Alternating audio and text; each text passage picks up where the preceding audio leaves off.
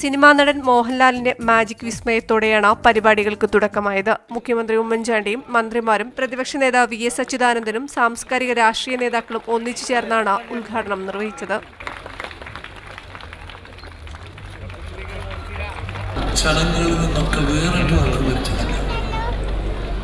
നമ്മളെല്ലാം ഒരു മാജിക് ലോകത്താണ്. ഈ കുഞ്ഞാലിക്കുട്ടി പറഞ്ഞതുപോലെ ഇവിടെ പ്രസംഗത്തിന് പ്രസക്തിയില്ല.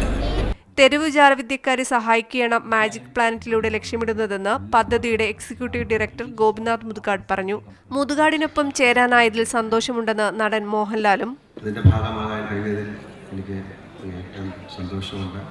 വിവിധ രാജ്യങ്ങളിൽ നിന്നുള്ള മജീഷ്യന്മാരുടെ മാജിക് ഷോ ഉൾപ്പെടുന്ന ഇന്റർനാഷണൽ മാജിക് സമ്മിറ്റ് ഇന്നും നാളെയുമായി തിരുവനന്തപുരത്ത് നടക്കും. മീഡിയ 1 തിരുവനന്തപുരം.